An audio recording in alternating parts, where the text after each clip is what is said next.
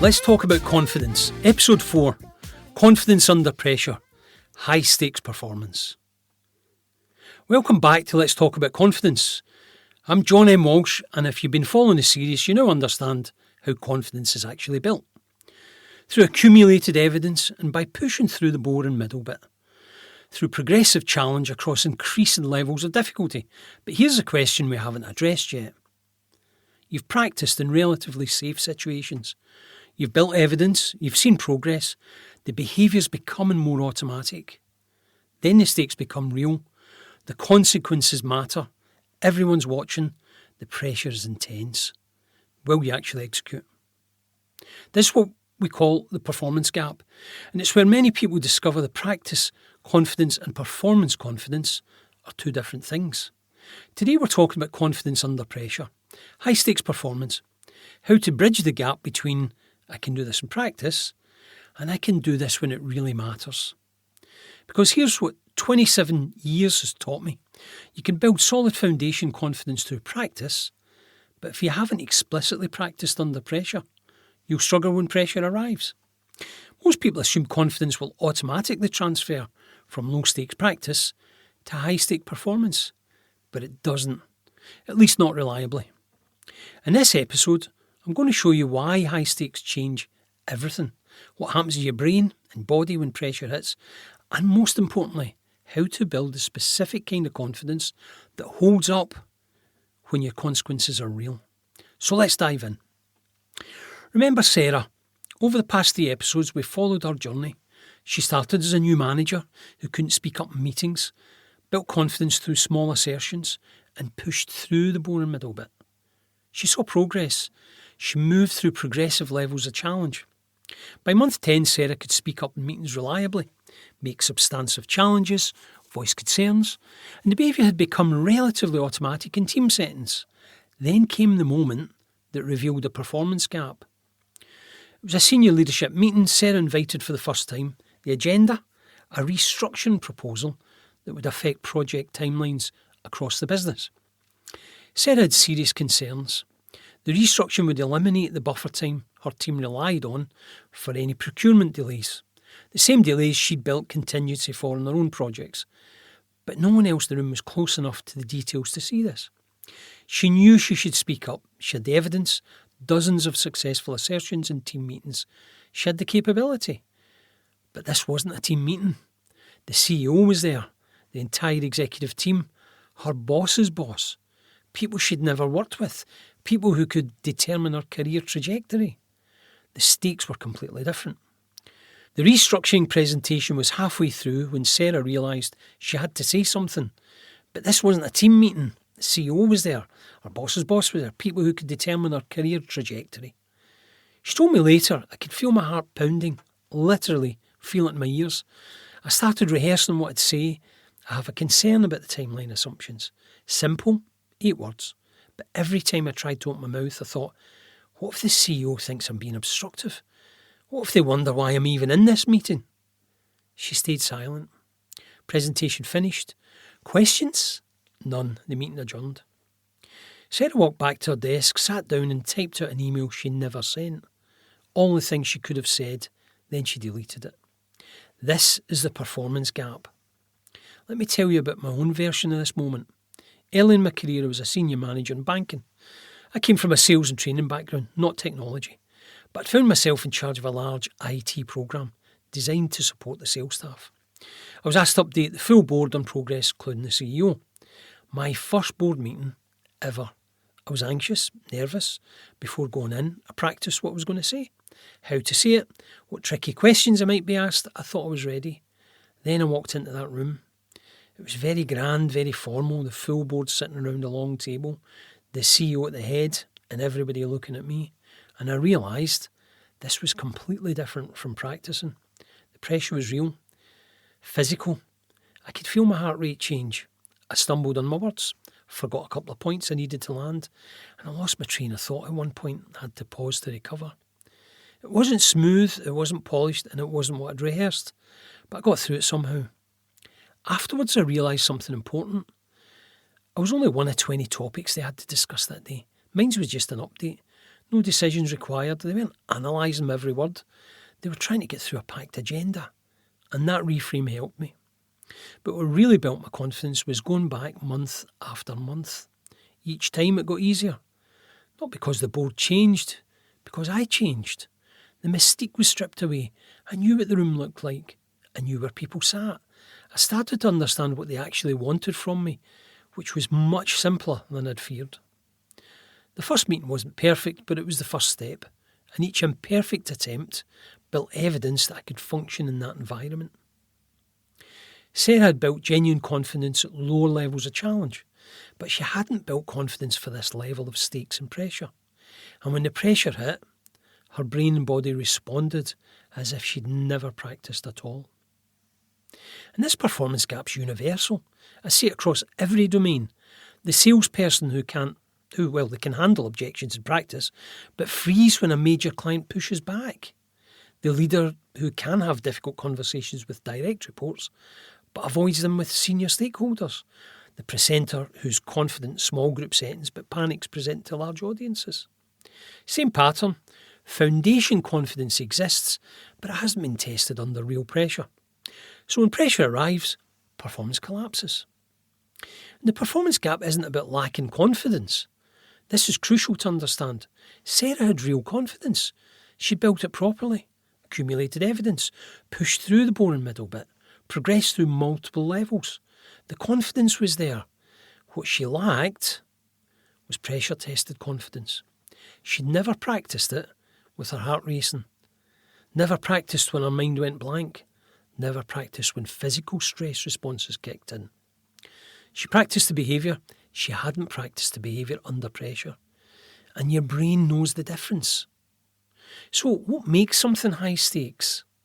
Let me define it. Because it's not about objective importance, it's about perceived threat. High stakes means significant consequences. The outcome matters. Success creates opportunity, failure creates problems. Maybe it's high visibility, others are watching. Your performance will be evaluated and your reputation's involved. It could be relationship risk. Speaking up might damage a relationship you value. Silence protects relationships but undermines your role. It could be a career impact. This moment could affect your trajectory. Opportunities might open or close based on this performance. Identity threat. Failure here might confirm fears about yourself. Maybe I'm not cut out for this role. Uncertainty. You don't know how others will respond. The situation is less predictable than practice. Notice these are all threats, not physical threats, but your brain often responds to them as if they were. And that's the problem. Your brain can't tell the difference. Here's what neuroscience shows you. Your amygdala, the threat detection centre, responds to social threats similarly to physical threats. Speaking up in front of the CEO triggers a similar neural response to encountering a predator. Obviously, the CEO isn't going to physically harm you. Your rational brain knows this. But your amygdala doesn't care about rational analysis. It detects threat, it activates your stress response, and your body prepares for fight, flight, or freeze. And suddenly, all that practice confidence becomes inaccessible to you. Not because you lack it, because your brain is shifted into threat mode. And threat mode doesn't prioritise executing practice behaviours. It prioritises survival. This is the performance gap, the distance between I can do this when I'm calm and I can do this when my threat response is activated. And bridging this gap requires specific practice. Let me show you exactly what happens in your brain and your body when stakes are high and pressure hits. Because if you understand what's happening, you can prepare for it and prepare yourself to execute despite it. So what happens when threat response activates? Your amygdala detects threat. Could be the CEO in the room, could be everyone looking at you, could be the magnitude of the consequences. It doesn't matter what specifically triggered it. Once threat detected, a cascade begins. First, your sympathetic nervous system activates. Stress hormones flood your system with cortisol and adrenaline. Your body prepares for physical action. Heart rate increases, blood pressure rises, muscles tense, breathing becomes shallow. This is your fight or flight response. It's evolved over millions of years to help you survive physical danger. Second, your prefrontal cortex, responsible for all your complex thinking, decision making and executing practice behaviours. That starts to go offline. Blood flow redirects to areas needed for immediate survival. Your capacity for complex thought diminishes. Third, your working memory capacity drops.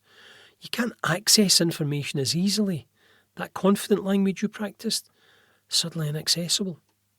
Your brain has essentially decided this is not the time for complex performance.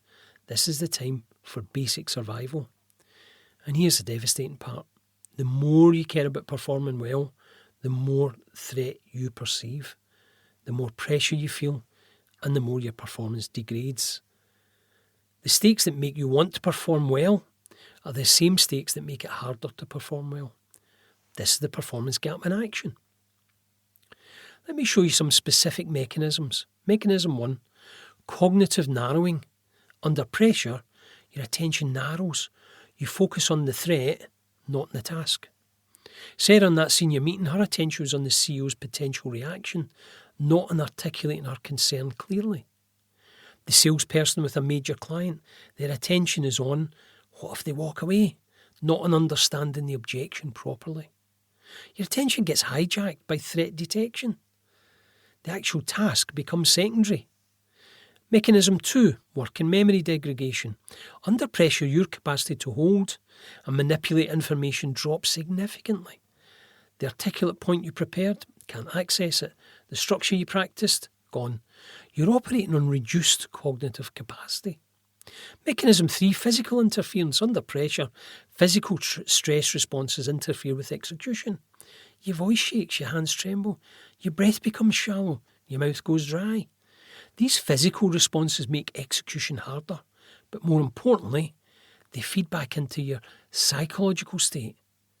I'm experiencing symptoms. That means I can't handle this. That increases threat. That intensifies symptoms. It's a vicious cycle. Mechanism 4, explicit monitoring. Under pressure, you start consciously monitoring behaviours that should be automatic. Like Sarah thinking, how should I say this? What if I say it wrong? Maybe I should phrase it differently. The conscious monitoring disrupts automatic response. Behaviours that felt smooth in practice become awkward under pressure. Athletes call this choking. Golfers who overthink their swing. Tennis players who suddenly can't serve. The conscious monitoring undermines that automated skill. Same thing happens with confidence requiring behaviours under pressure. Mechanism 5, avoidance seems attractive. Under pressure, your brain offers you an easy way out. Don't do it. Stay silent. Avoid the discomfort. And because the immediate relief of avoidance feels better than the discomfort of action, many people take that. Sarah stayed silent, immediate relief, but lasting regret. Now, this isn't weakness, it's biology. I want to be very clear about this. If you struggle to execute under pressure, you're not weak, you're not a failure, you're experiencing normal biology. Every person I've ever worked with, including the highest performers, they experience these mechanisms under pressure. The difference between those who execute and those who don't isn't that high performers don't feel pressure. They feel it intensely. The difference is high performers have practiced under pressure. They've trained themselves to execute despite threat response activation. And that's what we're going to build. Here's what gives me hope after all these years. Pressure tolerance can be trained. Your amygdala can learn to recategorise high-risk situations from threat to challenge. Your prefrontal cortex can stay more online under pressure through repeated exposure. And your body can learn to execute despite physical stress responses. But this doesn't happen automatically. It happens through specific practice. Not just practicing the behaviour, practicing the behaviour under pressure. Let me show you how. Building pressure tolerance requires a different approach than building foundation confidence. Foundation confidence practices safe situations, accumulate evidence, build automatic behaviours. Pressure tolerance deliberately introduce pressure elements into your practice. Train your system to function despite threat response activation.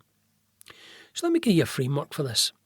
Principle 1 is gradual pressure exposure. You don't build pressure tolerance by jumping straight in to the highest stakes situation. That's how you reinforce the threat response. Instead, you gradually introduce pressure elements into practice. Start where you have foundation confidence, then systematically add pressure.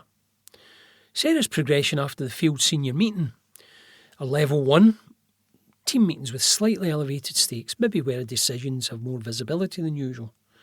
Level 2, cross-functional meetings with people she doesn't know well, more uncertain about how people will react. Level 3, meetings where her boss is present but perhaps not leading, hierarchy present but not directly evaluating. Level 4, meetings with senior stakeholders. They're present but not the most senior. High stakes but not maximum stakes. And then level 5, senior leadership meetings, maximum stakes, maximum pressure. Notice she didn't go straight to level 5. She rebuilt with progressive pressure exposure. So principle 2 is simulate pressure in practice. You can deliberately add pressure elements to practice situations. Here's what I've seen work. Pressure element 1, add a stake artificially. I'm going to practice this presentation. If I don't do it well, I'll have to donate £100 to a cause I disagree with. It's artificial, sure, but it creates real pressure. Your brain doesn't know the difference between artificial and real. Stakes are stakes. Pressure element 2, add an audience. Practice with colleagues watching. Even one person creates a certain amount of pressure. 3 people's more, 10 people significant pressure. Pressure element 3 is add time pressure. I have to make this decision in 60 seconds, no more thinking time. It forces you to execute despite wanting more time. It simulates real world pressure where you rarely have unlimited time. Pressure element 4, add evaluation. After practice, you're going to have to give me critical feedback. Knowing you'll be evaluated creates pressure. It forces you to execute knowing judgment is coming. Pressure element 5 is add physical stress. Do some push-ups, walk up some stairs before you practice. Get your heart rate elevated and your breathing heavy. Then execute. It simulates the physical state you'll be in when stress response activates. Sarah used all of these practiced assertions with colleagues watching, with her boss observing, with artificial stakes, with elevated heart rate. Initially, a bit brutal, her performance degraded under simulated pressure, just like it degraded under the real pressure. But with repeated practice, she improved. Not because pressure became comfortable, because she trained herself to execute despite discomfort. Principle 3 is expect performance degradation initially. Here's what happens when you first add pressure to practice. Your performance will get worse before it gets better. Behaviours that felt automatic without pressure become effortful with pressure. And this is normal. It's the whole point. You're training yourself to execute when your threat response is activated. That's harder than executing when you're calm. So expect a performance drop. Don't interpret it as a regression. It's evidence you're training the right thing. Sarah's experienced first-time practicing assertions with colleagues watching her. Her performance dropped dramatically. She stammered, lost her train of thought, she felt embarrassed. But that was valuable practice because she was training herself to continue despite stammering, despite losing her train of thought, despite feeling embarrassed. That's the skill, continuing despite the difficulty. Principle 4, practice recovery from disruption. Under pressure, you'll get disrupted. Your mind will go blank. You'll lose your place. You'll say something awkwardly. The question isn't, will I get disrupted? The question is, can I recover when I get disrupted? That recovery ability is trainable. In practice, deliberately disrupt yourself. Stop mid-sentence. Lose your place. Then practice recovering. Oh, sorry, I lost my train of thought. Let me come back to that. The main point is practice saying, I need a moment to think about that. Practice saying, let me rephrase that more clearly. Practice continuing after you've stumbled. This trains recovery, which is way more valuable than training flawless execution. Because under real pressure, you will get disrupted, and recovery is what matters. Principle 5, reframe pressure as challenge, not threat. Your brain interrupts situations based on your appraisal. Same situation can be appraised as a threat or a challenge. Threat appraisal, This could go badly. I might fail. This could damage my reputation. Challenge appraisal. This is difficult. I might not execute perfectly, but I can handle the difficulty. The appraisal changes your physiological response. Threat appraisal, performance degrading stress response. Challenge appraisal, performance enhancing activation.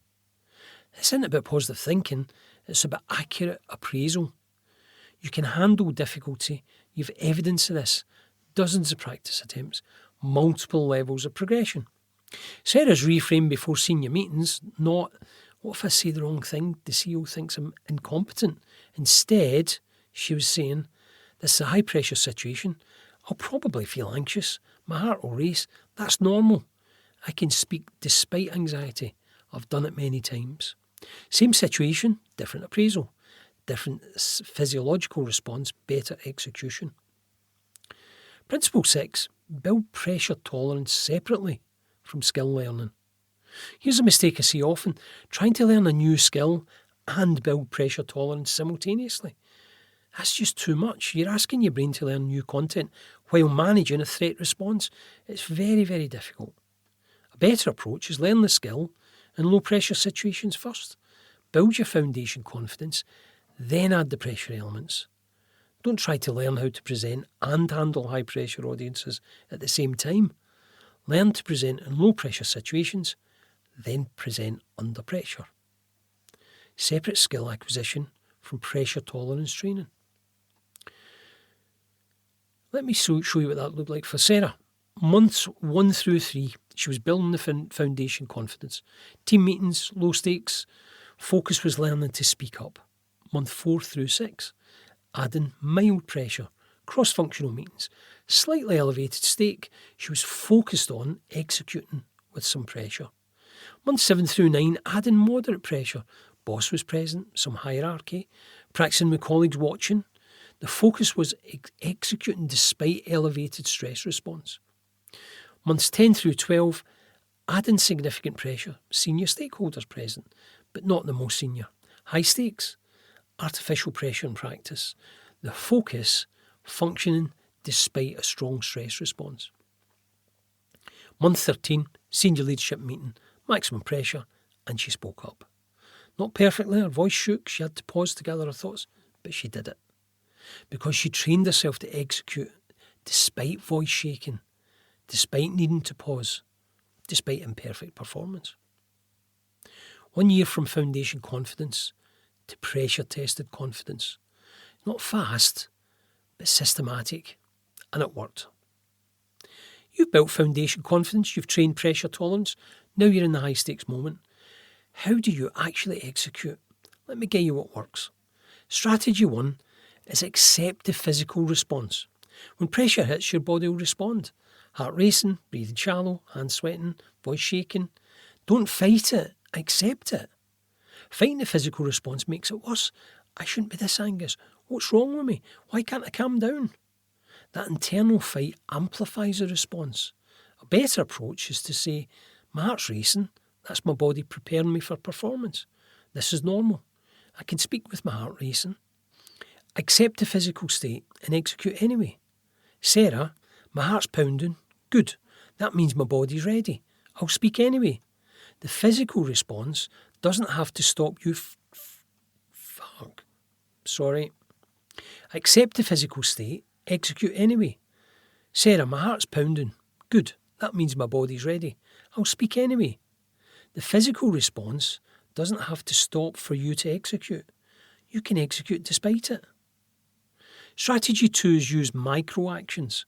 When your working memory is degraded under pressure, complex behaviours become difficult. So break it down to the smallest possible action. Not give my entire perspective, just say the first sentence. One micro-action, execute that. Then the next micro-action. Sarah, just say the opening. I have a concern about the timeline. That's it, just that sentence. Then see what happens. She said it, then the next micro-action emerged. Let me explain why. Micro-actions bypass the overwhelm. You're not thinking about the entire performance, just the immediate next action. Strategy 3 is to externalise your attention. Under pressure, your attention goes internal. You're monitoring yourself, judging your performance, noticing your anxiety. That internal focus makes execution harder. Deliberately externalise your attention. Focus on the external environment, not your internal state. What's actually happening in the room? What's the person saying? What's the actual question? Not how am I doing? Do I sound confident? Are people judging me? Sarah, in that senior meeting, she forced her attention external. What's the actual concern about this restructuring? What specifically could go wrong? Focusing on the content instead of herself reduced internal monitoring, and it made execution easier. Strategy 4 is remember your evidence. Under pressure, your brain offers you doubts. You can't do this, you're going to fail, everyone will see you're not capable. That's the inner critic amplified by pressure. Counter it with evidence, not positive affirmations, evidence. I've done this 30 times in team meetings. I've done this 15 times with moderate pressure. I've practiced this under simulated high pressure 5 times. I have 50 pieces of evidence I can handle this. The inner critic is lying. Your evidence log is truth.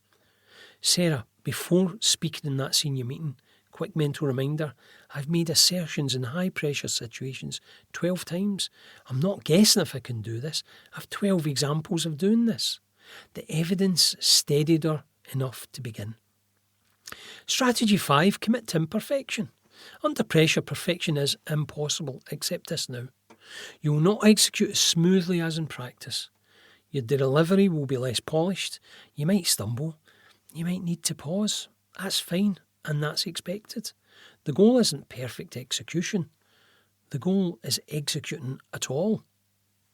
Sarah didn't speak perfectly in that senior meeting. She paused twice to gather her thoughts. Her point wasn't as articulate as it would have been in a team meeting, but she spoke. That's what mattered. Committing to imperfection removes the additional pressure of trying to be perfect. You're just trying to execute. That's enough. Strategy 6, have a recovery plan. Sometimes, despite all your preparation, you won't execute in the moment. The pressure will be too much. You'll freeze. This doesn't mean you failed. It means you need a recovery plan. If you don't speak up in the meeting, can you speak up afterwards? Can you email your concern? Can you talk to one person on a one-to-one basis? Knowing you have a recovery plan reduces the pressure in the moment. If I can't do it now, I can still do it later. Sarah used this first senior meeting. She froze, she didn't speak, she regretted it, but she had a recovery plan. She sent her concerns to her boss afterwards in writing, requesting a one-to-one conversation. Definitely not as good as speaking up in the moment, but better than staying silent forever. And it gave her evidence. Even when I don't execute in the highest pressure moment, I can still execute afterwards. Let me show you what executing under pressure actually looks like, because it's not what most people imagine. It's not this feeling calm and confident, speaking smoothly, executing perfect, no anxiety at all. It's not. It's this, feeling intense anxiety, heart racing, voice slightly shaking, and pausing to collect your thoughts, but speaking anyway, continuing despite the discomfort. That's high-stakes confidence. Not absence of anxiety, not perfect performance. It's executing despite the anxiety, continuing despite imperfection. Sarah's current state, she still feels anxiety in senior meetings, still has a physical stress response, and still sometimes stumbles over words. But she speaks anyway, every time now, because she's trained herself to execute despite all those things. That's the skill. Not feeling comfortable, executing despite discomfort. And here's what happens when you repeatedly execute under pressure. Each time you execute despite anxiety, you build evidence. Evidence that anxiety doesn't prevent action. Evidence that imperfect execution is survivable. That evidence gradually retrains your amygdala. High-stakes situations get recategorised from threat to challenge. I can handle. Not overnight, gradually, over dozens of high-pressure attempts. Sarah now, 20 senior meetings executed, 20 pieces of evidence. Her amygdala has learned high-stakes meetings are challenging but survivable. Anxiety exists, but execution is possible. Her baseline anxiety in these meetings has reduced. It's not eliminated, it's just reduced. That's the compound effect. Each execution makes the next execution slightly easier. Not dramatically easier, slightly easier. And over time, those slight improvements compound into genuine high-stakes confidence. Building foundation confidence is the first step, but foundation confidence doesn't automatically transfer to high-stake performance. That's a performance gap between I can do this when I'm calm and I can do this under pressure. The gap exists because high stakes activate your threat response. Your amygdala detects threat, your body prepares for survival, not performance, your cognitive capacity drops, your attention narrows, physical symptoms interfere.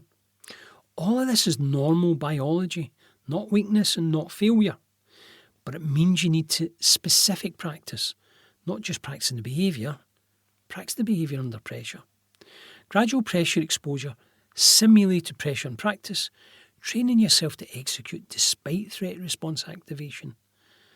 Building tolerance for performing while anxious, whilst your heart racing, while it's imperfect. This takes time. Sarah's timeline, 1 year from foundation confidence to executing senior leadership meetings. But systematic, it's trainable and it works. The key insight, high stakes confidence isn't about feeling calm. It's about executing despite not feeling calm. You don't wait for anxiety to disappear. You execute with anxiety present. You speak with your heart racing. You continue despite imperfection. That's the skill. And like every skill we've discussed in the series, it's built through practice. Not thinking about it, not understanding it intellectually, doing it repeatedly under increasing pressure until your brain learns, I can function under pressure. If you've built foundation confidence in some domains, ask yourself, have you tested it under real pressure or only in practice conditions? If only in practice conditions, it's time to add some pressure elements. Start small, gradually increase, train yourself to execute under pressure before real high stakes arrive. And if you've already been in high stakes moments and struggled, that's data, it's not failure. It's data about where to practice next. What pressure elements need to be added to your practice? What recovery skills need to be trained? What pressure tolerance needs to be built? Next episode, we're going to tackle a question many of you have been asking. What about team confidence? Everything we've discussed so far has been individual, but what happens when you need a whole team to have confidence? When it's not just your execution, but collective execution under pressure. We'll talk about that next time. But for now, remember this. Confidence under pressure is built the same way foundation confidence is built, through accumulated evidence. But in this case, the evidence needs to be specific. Evidence that you can execute when threat response is activated, when anxiety is high and when stakes are real. That evidence is built through deliberate practice under pressure, not overnight, gradually, systematically. You can build this. I've seen thousands of people do it. I'm John M. Walsh. This is Let's Talk About Confidence. I'll see you in episode 5.